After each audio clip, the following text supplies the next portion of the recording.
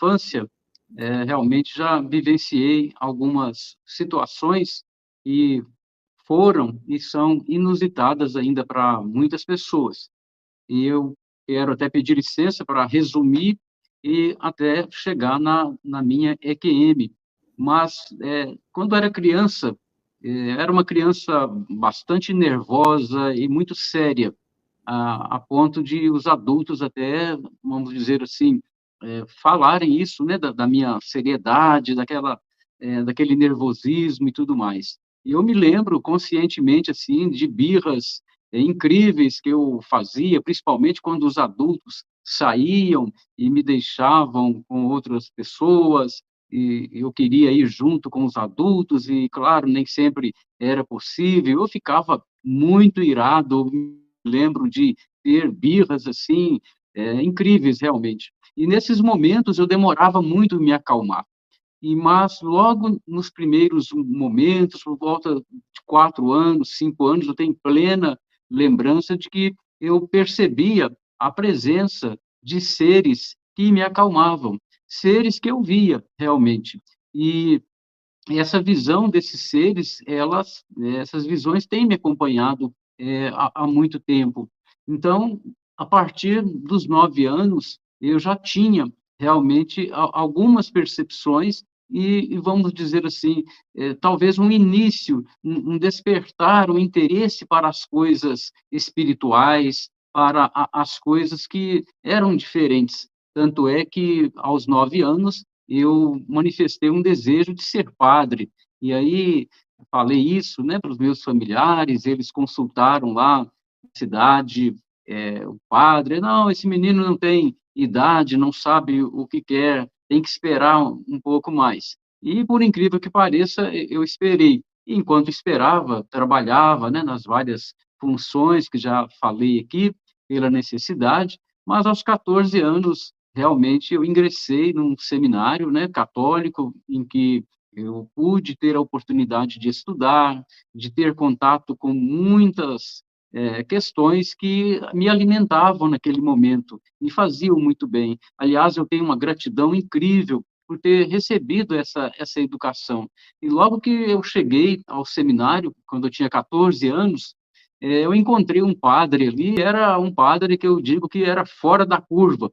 Ele era um parapsicólogo, era um homem que investigava fenômenos que aconteciam na região, e ele, assim, não sei por que, ele logo se interessou por me mostrar algumas coisas, eu acompanhava em alguns atendimentos que ele fazia, principalmente em área rural, e, claro, muito jovem eu era, e eu sentia, assim, um certo medo, um certo desconforto, uma certa insegurança, mas, com o passar do tempo, eu pude ter mais contato com muitos fenômenos mesmo. E foi a partir dessa minha estada, né, em seminário, que durou 6 anos, foi uma jornada bastante longa, quando eu estava aí com 19 anos, é que realmente aconteceu a EQM. Porém, eu ainda quero retornar um pouco, porque quando eu tinha aí entre 8 a 10 anos, eu sofri 2 convulsões. E na primeira convulsão, eu realmente não vi nada no momento que aconteceu a convulsão. Foi algo que quando eu me vi, primeiramente, eu me vi tratado também por seres, os mesmos seres que se mostravam para mim quando eu dava birras antigamente. Eu estava deitado numa cama como se fosse de um hospital, e é tudo muito claro, tinha um formato realmente de uma concha muito grande, e eu me lembro que eu via o meu corpo deitado ali, eu de olhos fechados, né, nessa época de 8 e 10 anos, e nessa primeira convulsão que eu tive. E que quando eu retornei, né, para o hospital mesmo, na cidade, foi uma cena, assim, muito bonita, porque eu fui voltando ao meu corpo e eu vi, desde do alto, o meu pai lá perto, com a calma habitual dele, e eu pude ver e fotografar na minha alma, na minha memória, aquela cena tão bonita. Mas acontece que isso não ficou por aí. Tempos depois, eu sofri uma outra convulsão. Só que desta vez, eu praticamente me induzi a ter uma convulsão. Me lembro que eu comecei batendo as minhas pernas, e isso foi me induzindo, porque eu queria ter aquela experiência de novo. E eu não contava nada disso para ninguém, não contava dessas visões, ou seja, lá que nome que possa se dar para isso. E nessa segunda vez que eu tive uma nova convulsão, novamente eu me vi cuidado por aqueles mesmos seres. E aí isso ficou, como sempre fui uma pessoa muito reservada, e principalmente no ambiente familiar, eu não encontrava espaço para estar compartilhando esse tipo de coisa, eu fiquei muitos anos com essas histórias guardadas para mim. Mas o meu despertar, ele continuava cada vez mais.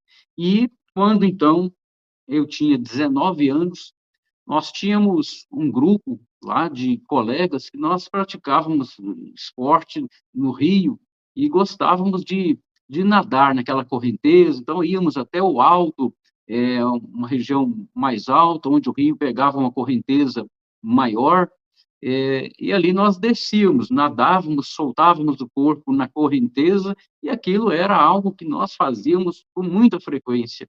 Só que, numa determinada tarde, nós estávamos fazendo essa natação lá, eu fiquei por último, e até aí estava indo tudo bem, mas de repente eu senti minhas forças sumindo, eu vi realmente que meu corpo estava desfalecendo, que meu corpo estava morrendo, e eu ainda, no esforço último, eu tentei ir até o fundo do rio e pegar um impulso com os pés para subir, mas nada funcionou.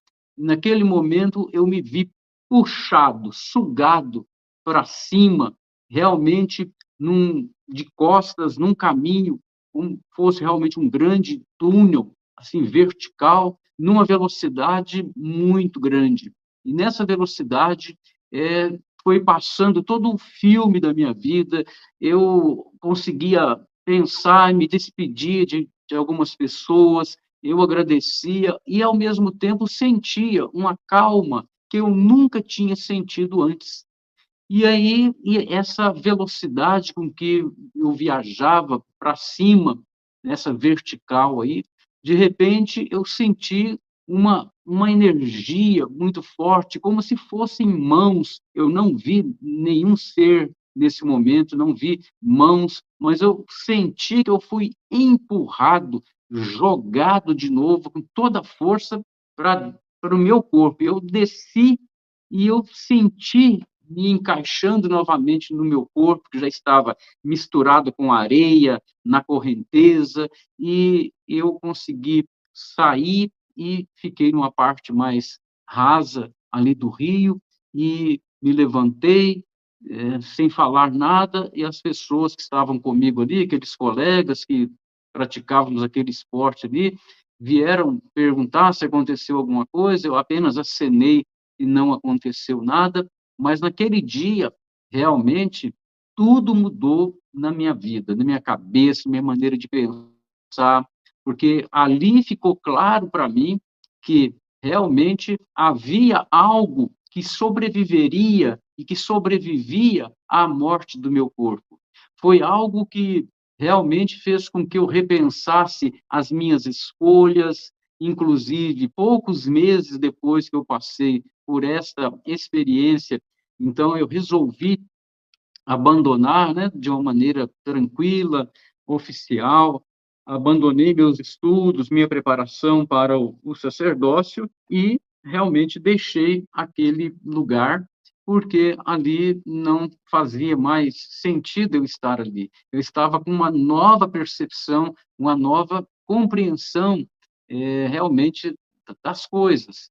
E isso foi realmente literalmente, né, que aconteceu num rio, sem fazer trocadilhos, é claro, mas foi um divisor de água, porque a partir daí eu percebi que havia realmente, para mim, pelo menos na minha maneira de compreender, e isso eu até peço que ninguém encare aqui como algo cravado, algo lacrado, uma verdade, não, é uma experiência pessoal. Pode ser que tudo isso que eu estou sentindo e percebendo a vida inteira, pode ser que nada disso seja real, seja verdadeiro, mas de qualquer forma isso mudou a minha maneira de ver.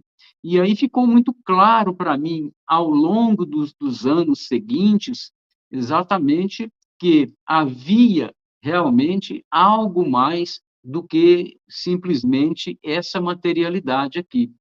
E a partir do momento que eu pude fazer isso, porque as dificuldades financeiras eram muito grandes, né, quando eu fui para a capital, Belo Horizonte, para começar meus estudos universitários, então, minha família não tinha como pagar estudo particular.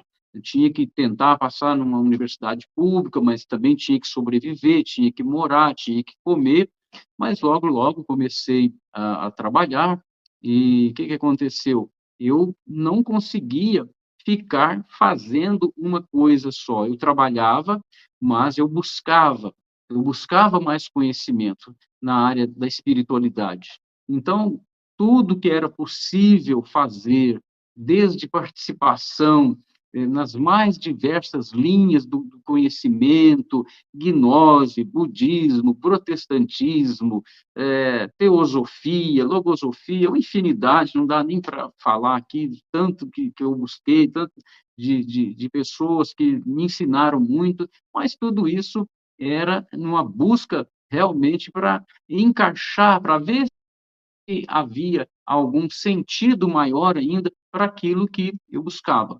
De qualquer forma, o que mudou também foi que a minha tarefa de vida era cuidar da alma, era cuidar das pessoas, porque para mim estava muito claro, não só agora, já adulto, né, com mais de 20 anos, mas desde muito cedo, ficava muito claro para mim do sofrimento humano, da dor humana, porque eu mesmo passei por isso, né? Então, violências psicológicas, violências físicas, o que é chamado de bullying hoje, comparações negativas com outros parentes, com outras pessoas, percebendo a própria divisão, né, na família e tudo mais. Então, eu sabia, por experiência, que a vivência, que a travessia nossa aqui nessa vida, ela é, sem dúvida nenhuma, permeada de dores, né? E, claro, eu fiquei muito sentindo-se muito mobilizado para amenizar um pouco, primeiro, essa minha dor, que nesse momento, depois da EQM, ela já estava acalmada, devidamente, vamos dizer assim, colocada numa dimensão que não me prejudicava tanto mais, mas eu queria fazer algo a mais. E aí foi que fui compreendendo. Para mim ficou muito claro aquilo que para muitos já era muito claro, que na minha concepção, então, junto com a concepção de outras pessoas, existe claramente uma dimensão corporal, tem uma outra dimensão que conecta esse corpo a um espírito, né? E eu fiquei com a tarefa de cuidar dessa dor da alma, do sofrimento humano. E aí comecei, né, dei continuidade a uma preparação, né, mínima para fazer isso. Sentia desde muito cedo que era essa a minha tarefa de vida, conhecer a alma humana. E aí, na medida que eu ia fazendo algum dinheiro, eu ia investindo nisso. Então, já viajei para vários lugares, já tive a oportunidade de conviver com algumas pessoas que tinham um conhecimento que me atendia naquele momento da minha vida. Então, isso tudo foi fazendo com que, cada vez mais, eu me dedicasse a essa trilha. Mas a EQM, a minha experiência de quase morte, que, na realidade, ela não foi somente esta do Rio, mas lá também, nos momentos de convulsões que eu tive na minha infância, e os médicos diagnosticaram como uma espécie de uma epilepsia, mas que depois, ao longo da vida, nunca se comprovou nada nesse sentido, ou se teve alguma coisa, eu fui curado lá por esses seres, né? Seres que tinham uma aparência muito interessante, porque eles se mostravam como se fossem astronautas, esse tipo até tradicional que a gente vê, mais ou menos ali, capacete, um visor, eu nunca vi o rosto de nenhum deles, mas eram todos vestidos de branco, macacões brancos, assim, com uma asepsia impressionante, né? E com o passar do tempo, a vida foi se abrindo, a vida profissional, então teve um tempo já mais na metade, né, da minha do processo aí, eu morei 5 anos no estado de Rondônia, então tive contato com indígenas da região, trabalhei como voluntário ali também. Depois eu vim para uma universidade pública, já trabalhando, pude pesquisar, orientar estudantes. A minha área de pesquisa mesmo é a área de educação médica, então, durante 11 anos, eu tive um convívio muito estreito, né, com as várias especialidades em saúde, porque eu trabalhei num hospital de alta complexidade, então conversava, aprendia, via muitos acontecimentos, e isso me permitiu exatamente perceber a necessidade de uma medicina da alma, ou seja, algo que fosse além dos medicamentos, algo que fosse além disso que está colocado hoje aí, que ninguém aqui deixa de ter uma visão crítica, né? Imagino, não tem ninguém que não perceba que existe todo um interesse comercial, medicamentos, etc., etc., e há pouco interesse em se reduzir a dor humana no sentido existencial, né? Algo, né? E é claro que nesse caminho aí longo que eu tenho percorrido, porque nesse trabalho efetivo mesmo com as pessoas, já tenho estado neles há 30 anos, né? Então, a gente acaba percebendo que é muito bom a gente estar dentro daquilo que eu chamo da a nossa vocação, né? Eu me sinto muito assim dentro do meu propósito, dentro do propósito da vida para mim. E aí, ao longo desse tempo, principalmente no período que eu passei na universidade, então eu tive a oportunidade de, além de trabalhar, de fazer as pesquisas, né? A minha área, como eu falei, de pesquisa é educação médica, então a gente fez aí uma varredura na história da medicina, não só mundial, mas principalmente no Brasil, né? Então nós tivemos assim a oportunidade de aprender um pouco, né, sobre como que a saúde é preservada pela medicina tradicional, como que as doenças são tratadas, e nós entendemos que ela é fundamental. A chamada medicina tradicional, ela é importante. Quem sabe lidar com a dor física, com os problemas físicos, é a medicina convencional, sem dúvida nenhuma. Mas é importante nós somarmos a essa medicina convencional outros conhecimentos também. Então, aquilo que tem a ver com o nosso psiquismo, aquilo, né, que é a nossa alma, tem aquilo que tem a ver com o espiritual, independente do que cada um aqui pense e tenha de conceito, né, sobre o que é espiritual. Eu até fico muito à vontade de falar sobre isso, porque eu não faço parte de grupo nenhum, não represento opinião de nenhum grupo, e aí o que eu falo aqui também, como eu falei no início, não deve ser tomado assim como certeza, como verdade. Então, eu fico muito à vontade, mas o que eu penso é que nós precisamos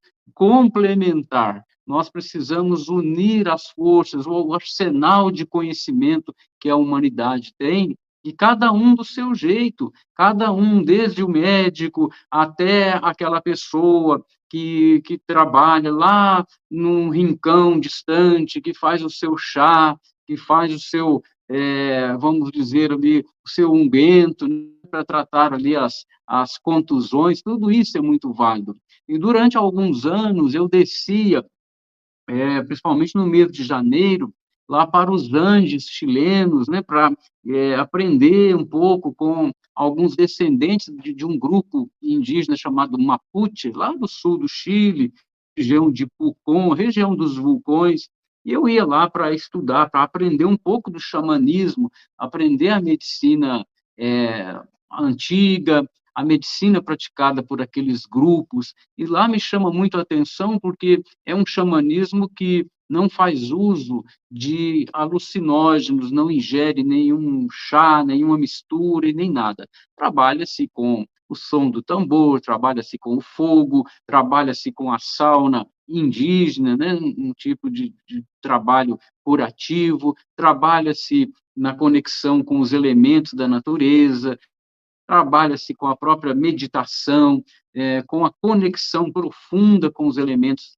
da natureza e da tradição. Então, fazendo também esses mergulhos aí que eu pude fazer, isso me ajuda muito hoje a me cuidar, principalmente, porque a gente precisa saber que cada um de nós precisa se cuidar, mas também oferecer alguma informação, algum tipo de apoio, né, principalmente para aquelas pessoas que procuram ansiosamente uma ajuda. E nesse trabalho com a alma, eu tenho assim uma maneira é, muito própria de atuar. Então, por exemplo, eu consigo intuir e perceber que não só nós, não só as pessoas têm essa alma, né, essa parte que conecta com algo maior, mas também eu chamo de alma a própria energia circulante, por exemplo, e predominante dentro de uma família, dentro de uma empresa. Então, às vezes, estou atendendo algum cliente, né, algum empresário e tudo, e eu digo, eu vou visitar a sua empresa, né? Ah, o que que você quer ver? Não, eu quero só visitar. Aí eu visito, e eu brinco que, mas é sério, uma brincadeira séria, eu vou ali para ouvir profundamente a alma daquela empresa, ver o que que está acontecendo ali, né, nos bastidores, vamos dizer assim, e que é algo que é muito diferente de uma consultoria, por exemplo. E, curiosamente, isso faz com que a gente perceba que as equipes, que a própria empresa adoece também. Inclusive, não tem comigo aqui para mostrar, o ano passado eu lancei um livro chamado Empresas e Equipes Adoecem, e isso é interessante porque o pessoal que tem tido acesso a essa leitura acaba ficando assim, até um pouco chocado, né? "Oh, eu não imaginava isso", mas porque tudo, e isso aí nós todos aqui que estamos aqui sabemos, tudo é energia, né? Então, aquele grupo, aquela empresa, que tudo tem uma energia ali, tem algo para ser trabalhado. Não energia como uma quimera, uma ideia, uma concepção. Não, existe uma energia física mesmo circulando naquele lugar. E isso afeta a saúde, né, de muitas pessoas, né? A gente atende pessoas que, inclusive, gente que trabalha na indústria farmacêutica. Olha que paradoxo, trabalha muitas vezes na indústria farmacêutica, mas que adoece trabalhando ali, né? Então, você vê que tem uma energia, tem uma alma naquele lugar. Então, essa vivência que eu tenho tido, a oportunidade de ter um menino pobre que saiu lá do interiorzão, passando por dificuldades que, inclusive, têm a ver, em uma semelhança grande com as que você... E a gente poder estar aqui hoje, brindando com as pessoas, brindando a vida, né, celebrando a vida e dizendo que nós podemos ir um pouco além, que apesar realmente dos desafios, nós podemos ir um pouco além, cuidando daquilo que eu falo, que é a dor, né, as dores da alma, né? E, claro, as questões espirituais, as grandes questões, nós já temos mestres devidamente abalizados para nos guiar, para nos orientar, né? Poderia citar aqui um Raul Branco, né? Um Raul Branco que traduziu, né, uma das versões do Piste Sofia, Raul Branco, né, lá de Brasília.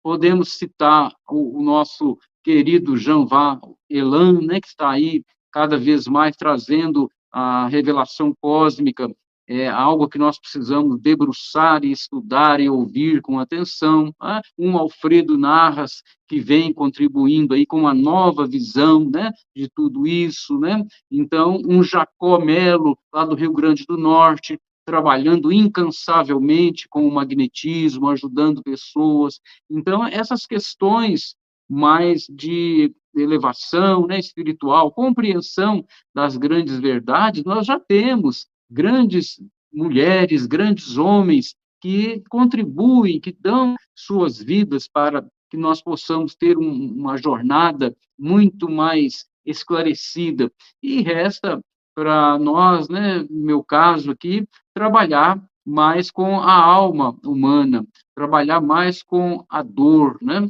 E isso também trazendo mais do que, pelo menos é a tentativa, né, é a disposição, trazendo mais do que explicações, mas trazendo realmente uma presença, sabendo, né, por convicção, de que a grande força que nos cura, que nos conecta, é o amor realmente, independente do que cada um fale ou entenda, né, tenha concepção do que é o amor. Mas o amor entre as pessoas ainda é a grande força curadora, né? O amor ainda é a grande força desse universo. E é uma força que atua muito. E nós precisamos estar juntos, dialogando, entendendo uns com os outros. Eu creio que essa postura de aprendiz, ela é fundamental para todos nós, né? E eu falo, eu estou com 61 anos e eu me vejo ainda como um menino, não mais aquele menino lá do passado, né, tão sério, sofrendo tanto, com tanto nervosismo, com tanta pressão psicológica. Não, eu me vejo como um menino responsável, mas cheio de vida para buscar um pouco mais. Então, esse entusiasmo, essa busca, essa força para buscar, ela realmente foi consolidada quando eu tive essa experiência de quase morte. Porque, repito, para mim, ela é fundamental porque fez com que minha vida mudasse totalmente. Então, quando eu olho para a vida, minha própria vida, quando eu olho para as pessoas a quem eu atendo, as pessoas com quem eu convivo, né, eu percebo o quê?